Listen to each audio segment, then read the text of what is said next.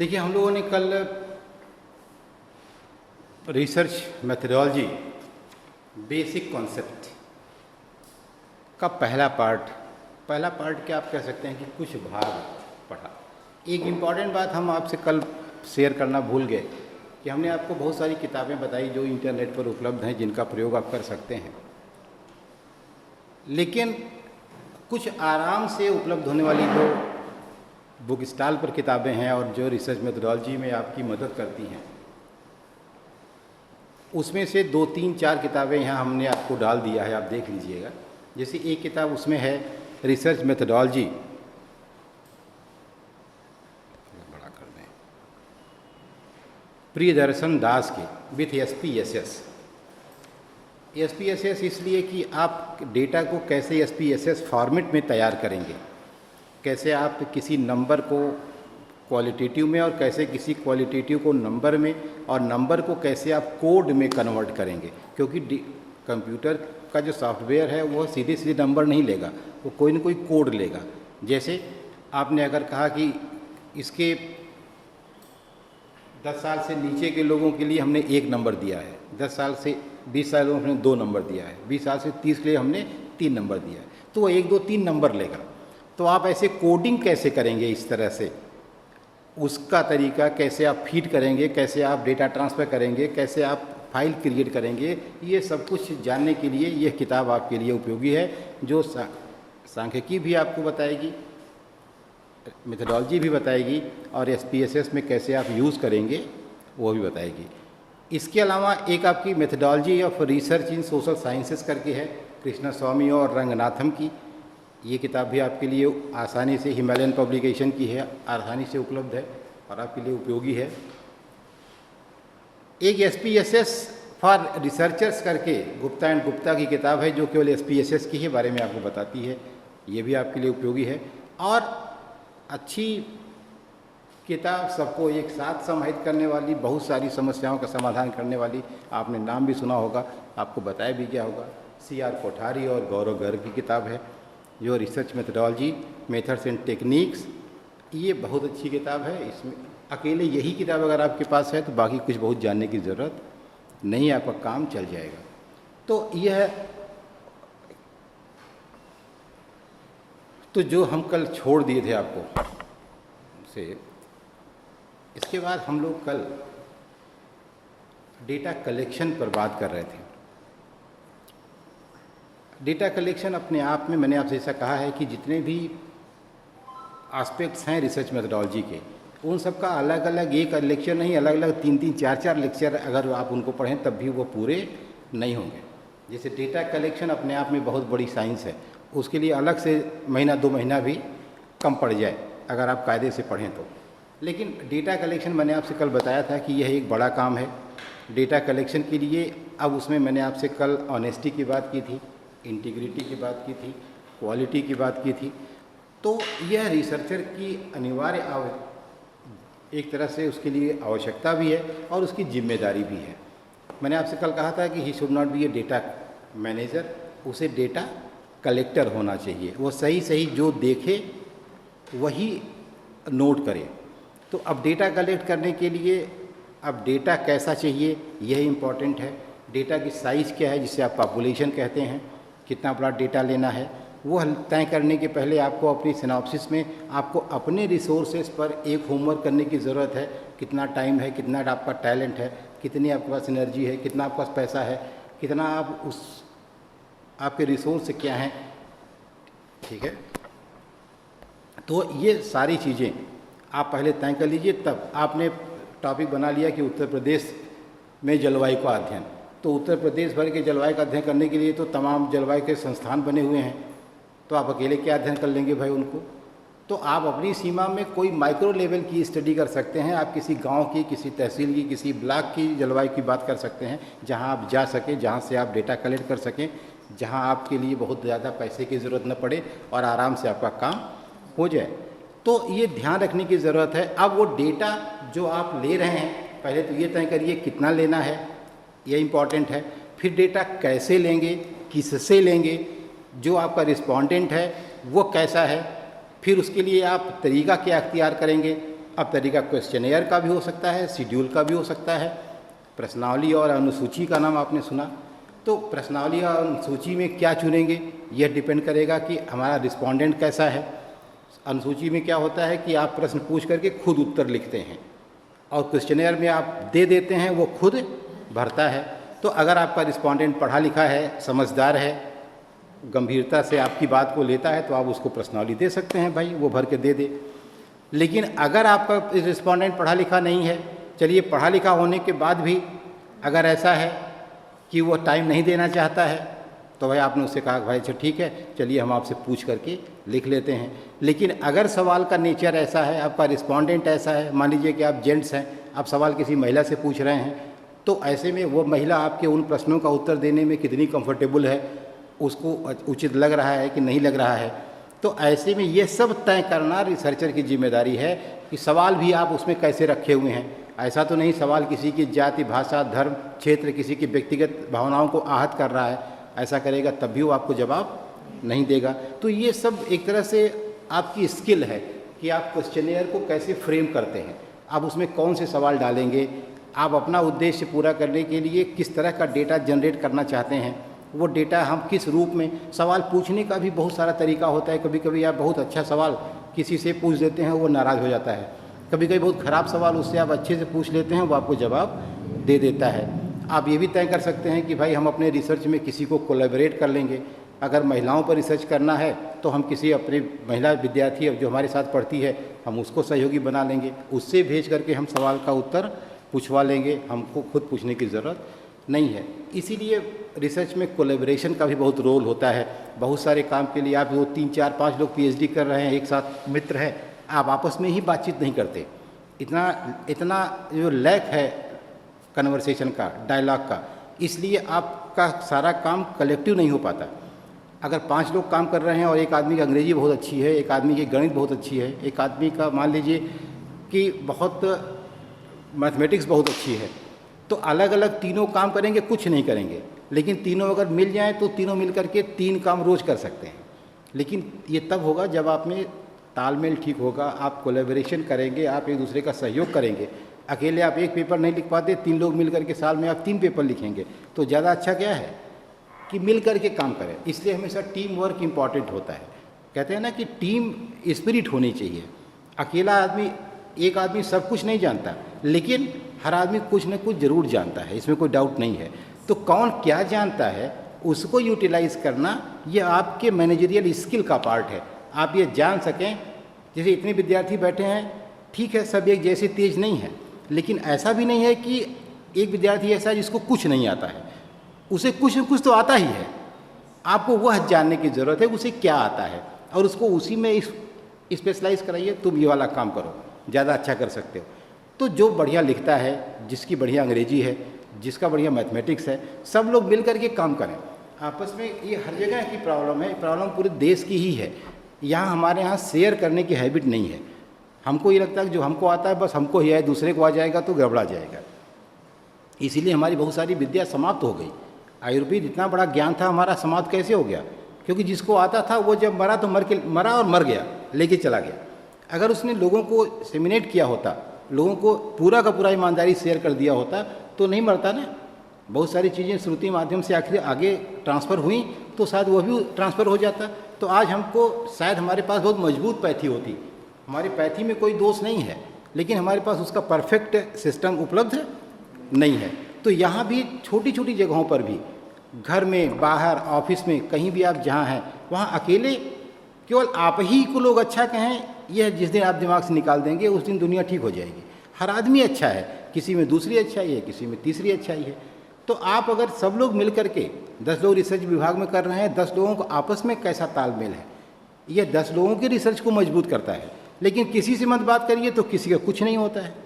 तो ज़्यादा अच्छा क्या है कि थोड़ा थोड़ा सबका हो जाए, बजाय इसके किसी का कुछ ना हो। उससे अच्छा है ना थोड़ा थोड़ा सबका हो जाए। तो जब आप सबका अच्छा करना चाहते हैं तो आप अच्छा करते हैं। ठीक है। इसके बाद अभी मैंने आपसे बताया पीछे क्वालिटेटिव, इसी को एक्सप्लेन कर रहा है।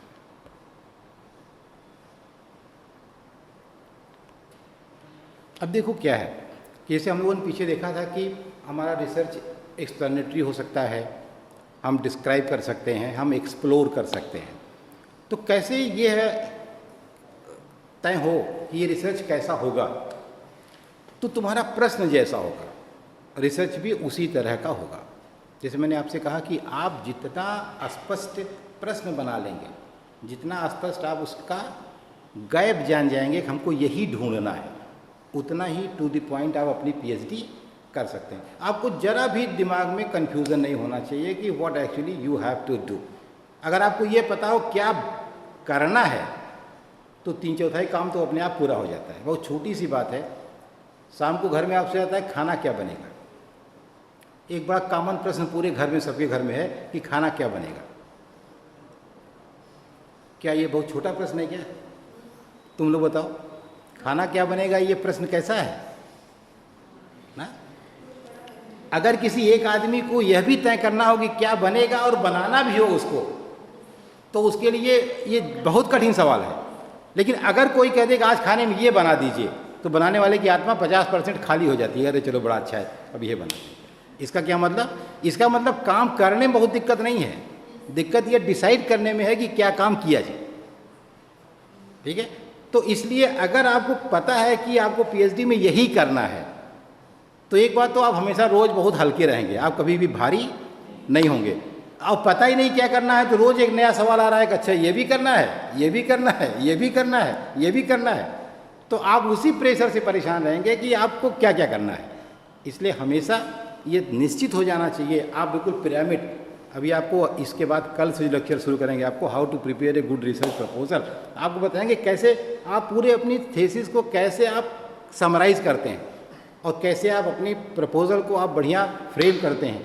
तो आपका जो पिरामिड है, ऐसे देखते हैं ना, ऐसे बना रहता है, तो ऊपर चौड़ा रहता है और नीचे कौन होता चला जाता है। तो आपकी पीएचडी भी ऐसे है, शुरू आप चाहे जितना दूर से करिए, पूरे दुनिया से शुरू करिए, लेकिन ला करके कहाँ उसको ख़त्म करिए? ज्योग्राफी डिपार्टमेंट टीडी कॉलेज में। अध्ययन किसका करना है? ज्योग्राफी विभाग के टीडी कॉलेज का, ये कन्फर्म है। शुरू करेंगे पूरे दुनिया से, लेकिन ख़त्म कहाँ करेंगे? तो अब आराम है, कन्फर्म है हमको यही करना है। तो इस तरह से वो कौन बनता है आपके एरिया का और आपके रिसर्च टॉपिक का। टॉपिक आपको कैसा होना चाहिए? बिल्कुल बॉटम वाला।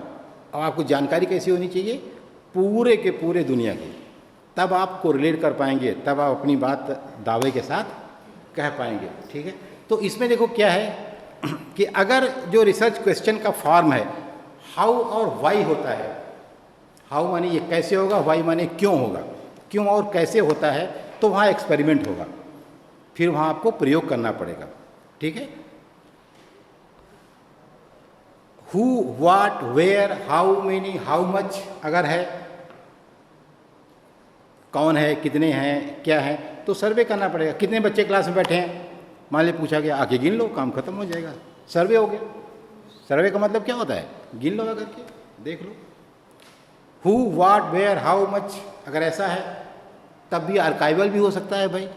जैसे आपको पूरे की पूरा इतिहास भूगोल आप जान जाएंगे। कितने लोग हिंदुस्तान में कितने लोगों ने शासन किया, इतिहास में चले जाओ, ढूंढ डालो कौन कौन कितने लोगों ने शासन किया। आर्काइवल का मतलब क्या होता है? पूरा तत्व ना, जो आपके इतिहास की वस्तु है उसको आप जान जाएंगे। हाउ वाई ये हिस्ट्री से संबंधित है।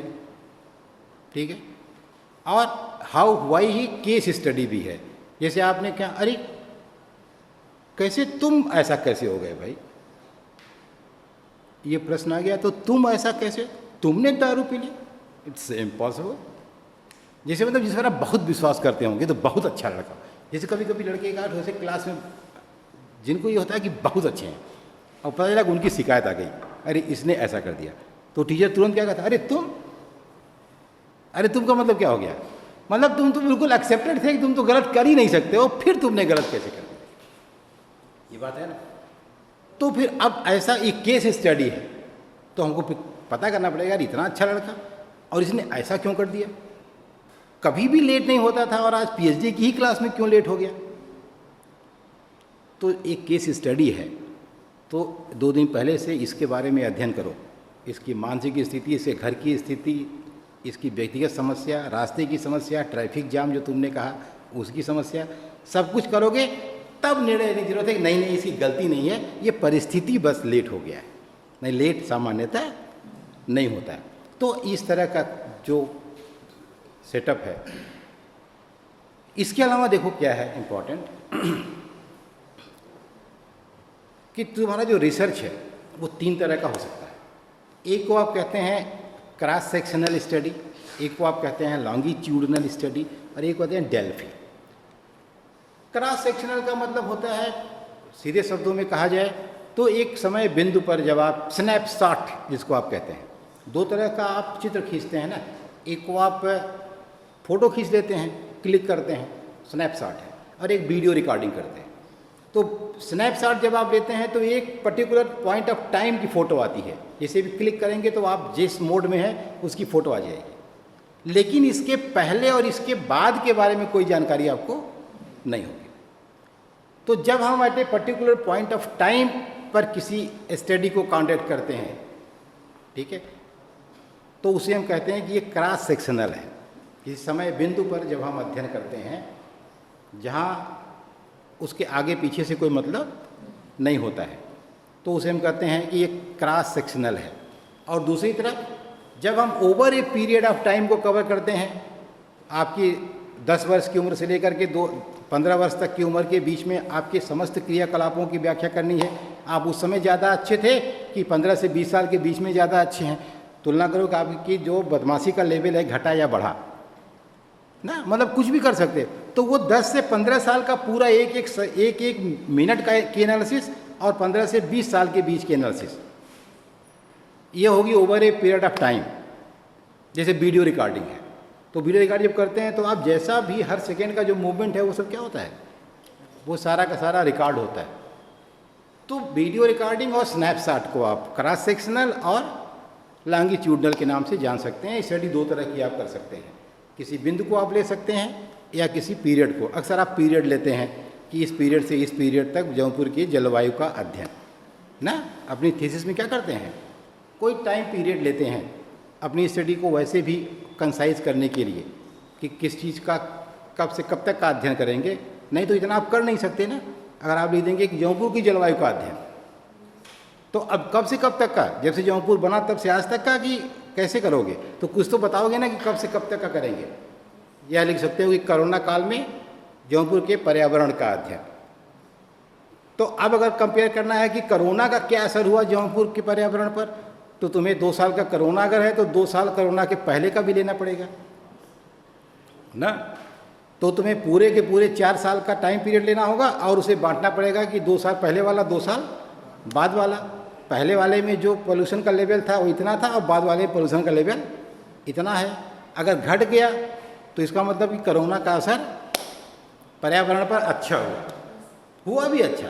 कोरोना की वजह से जो लगातार लॉकडाउन गया, कंपनियां बंद हुई, लोगों का मूवमेंट बंद हुआ, ट्रैफिक का लोड कम हुआ, तो उससे जो वास्तव में पोल्यूशन का लेवल था वो केवल जौनपुर में नहीं पूरी दुनिया में घट तो गया ही।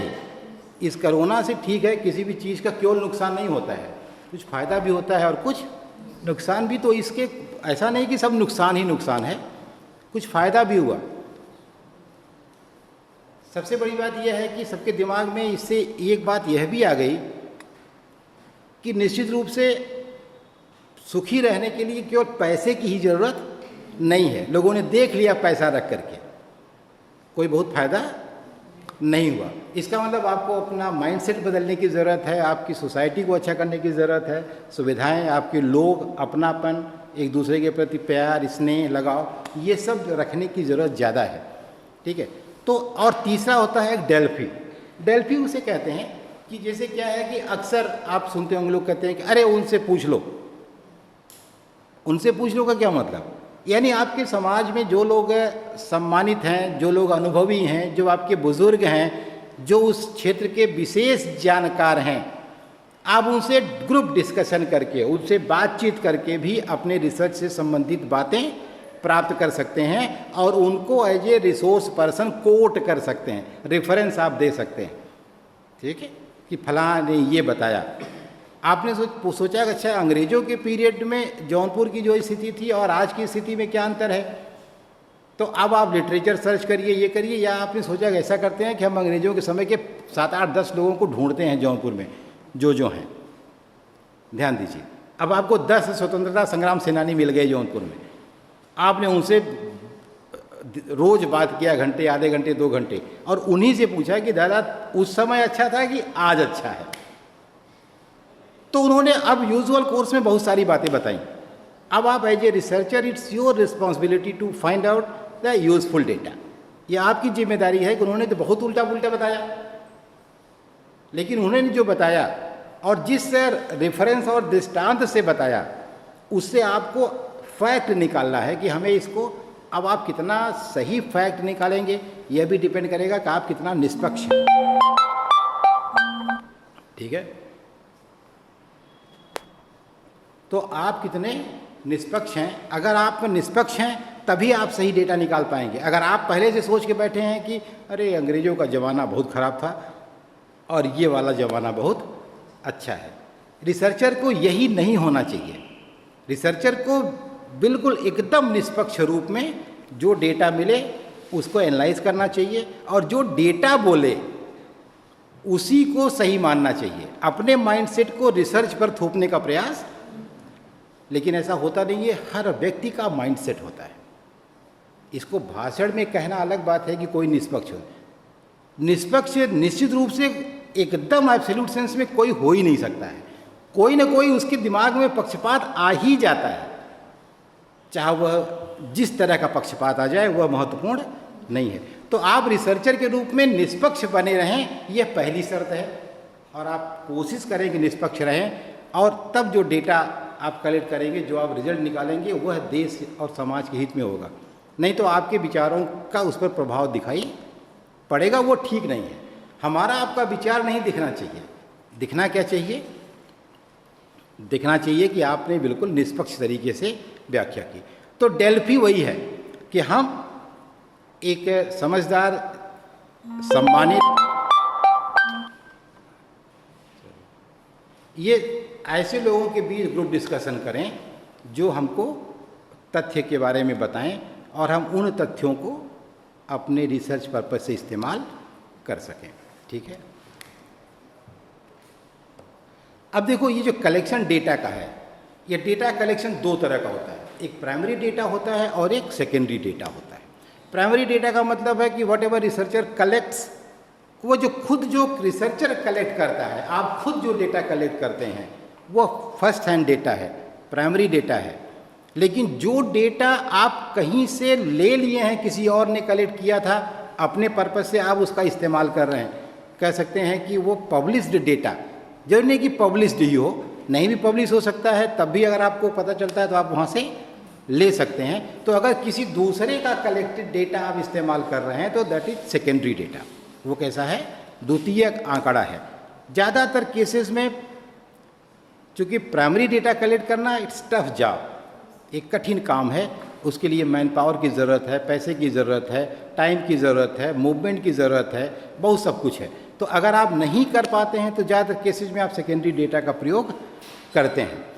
लेकिन रिसर्च अगर प्राइमरी डेटा पर होता है तो उसके ओरिजिनल होने की संभावना बहुत ज़्यादा हो जाती है। फिर आपने जो खुद वास्तव में प्राप्त किया है, आप उसकी व्याख्या करते हैं और वह सच्चाई के बहुत करीब होने की गुंजाइश रहती है। क्योंकि दूसरे का डेटा जो है, वह डेटा उसने किस तरह कलेक्ट किया है, उसने कितनी ईमानदारी बरती है, उसने कैसे उसका टेस्ट किया है कि नहीं किया है, क्या वह निर्धारित नियमों का पालन किया है कि नहीं किया, यह जानना आपके लिए संभव नहीं है, आप नहीं जान सकते। ठीक है, तो इसके अलावा है क्या कि डेटा कलेक्शन में एक सैम्पलिंग एक काम होता है। भाई अब पूरे जौनपुर को आप ले लेंगे तो पूरे जौनपुर का तो अध्ययन कर नहीं सकते, तो आप सैम्पलिंग करते हैं। सैम्पलिंग का मतलब होता है कि आप इसका कुछ एरिया चुन लेते हैं। अब वो सैम्पलिंग एक अलग पूरा इशू है कि आप रैंडम कर लेते हैं कि परवसिव कर लेते हैं, ठीक है, फिर या स्ट्रेटिफाइड कर लेते हैं, क्लस्टर कर लेते हैं।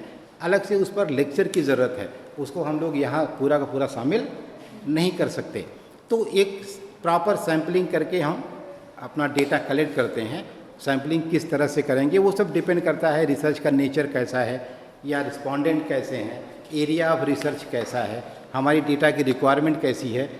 वह इसीलिए पूरे रिसर्च मेथडोलॉजी को पढ़ने की ज़रूरत है कि हम ये सब निर्णय लेंगे कैसे, सैम्पलिंग का कौन सा मेथड इस्तेमाल करेंगे, कितना साइज रहेगा सैंपल में, 100 लोगों का करेंगे 150 रहेगा कि 200 रहेगा, कितना होना चाहिए, आइडियल कितना है, ये पॉपुलेशन का कितने % होना चाहिए। ये रिसर्च मेथडोलॉजी इसीलिए जाना जाता है कि हम कैसे उसका इस्तेमाल करेंगे। ये वही है सैम्पलिंग की डिज़ाइन कैसे करते हैं आप। इसके अलावा होता क्या है, एक पायलट स्टडी भी की जाती है। पायलट स्टडी क्या है, जैसे मान लो हम किसी चीज़ को जौनपुर के किसी एरिया का सर्वे करना चाहते हैं, तो हमने मान लो हमको 500 लोगों का सर्वे करना है, हमारा 50 क्वेश्चन हमारे क्वेश्चनेयर में हैं या हमारे शेड्यूल में हैं। अब हमने 50 सवाल बनाया, 500 लोगों का इकट्ठा ही सब सर्वे कर लिया और पता चला कि सारा डेटा अनुपयोगी आ गया। तो पहले क्या करें कि हम 4-6 लोगों को दे करके देख लें कि जिसको दे रहे हैं वो ऐसा नहीं डंडा लेकर के हमको दौड़ा ले रहा है कि अच्छा ये सवाल हमसे पूछ रहे हो, तो चेक हो जाए पहले।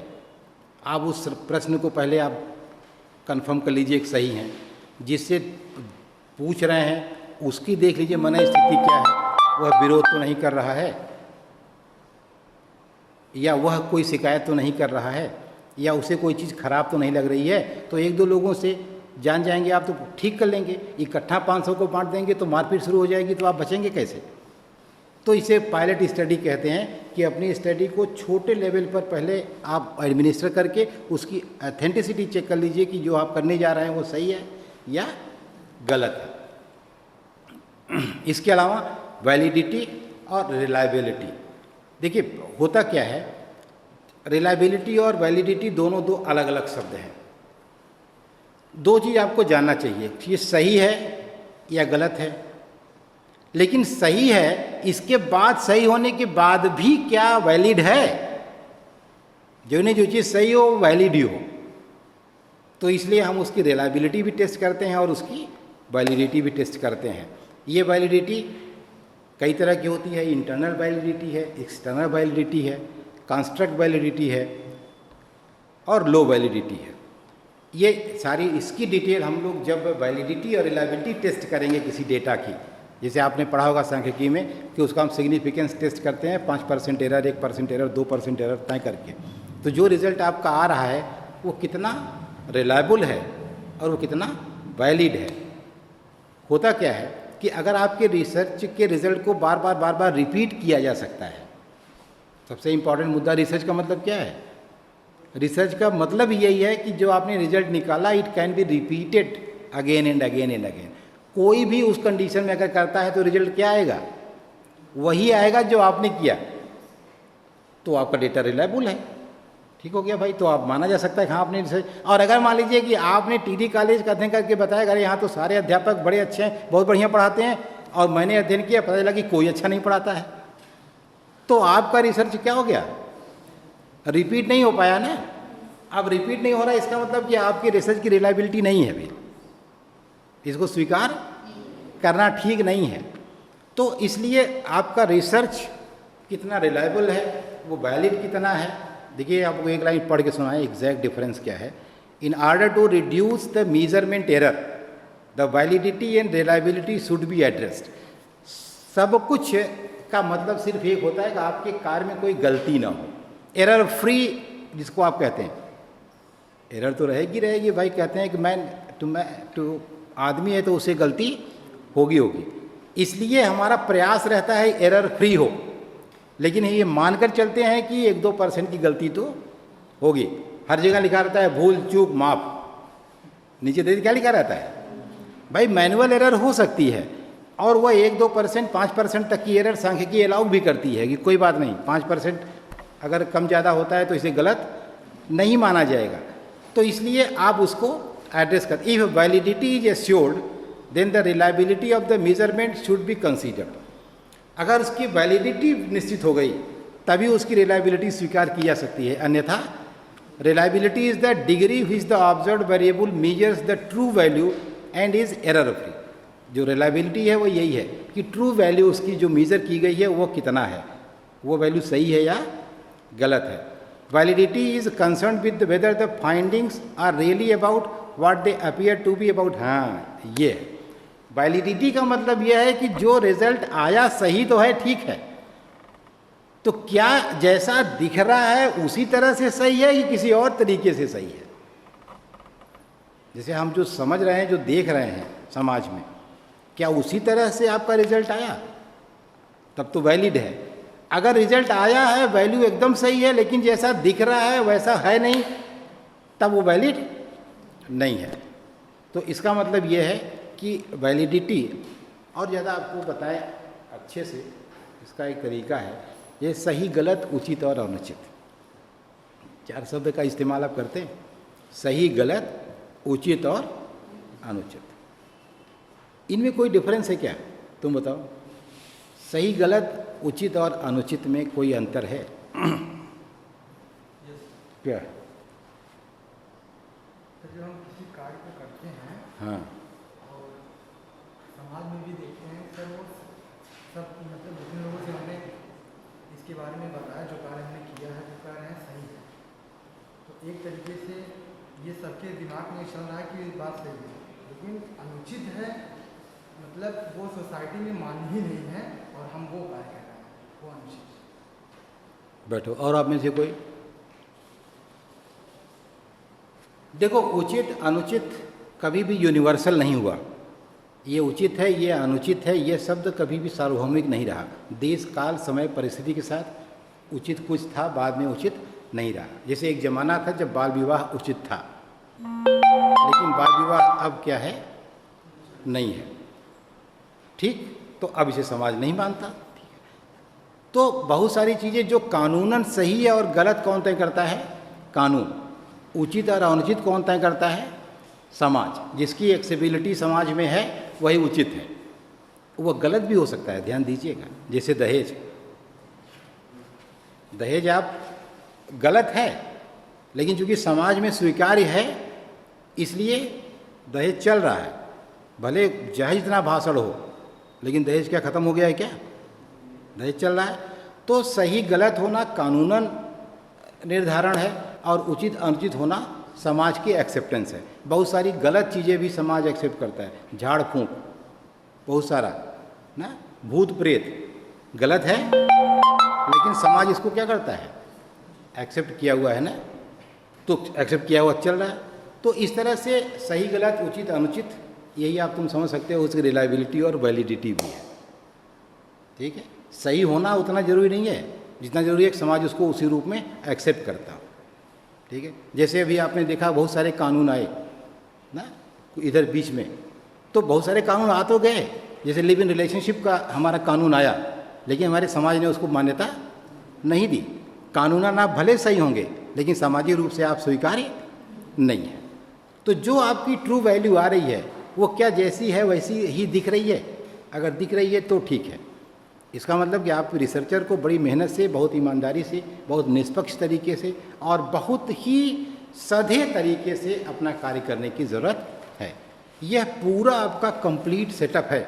रिसर्च मेथोडोलॉजी में इतनी चीज़ें आप शामिल करते हैं, और इन चीज़ों का प्रैक्टिकल यूज आप कैसे करते हैं, यह हम लोग दूसरे लेक्चर में, जब हम how to prepare a good research proposal वाला पार्ट पढ़ेंगे, तब उसमें आप सिनॉप्सिस जो बनाए हैं आप उसको अपनी लेकर आइएगा।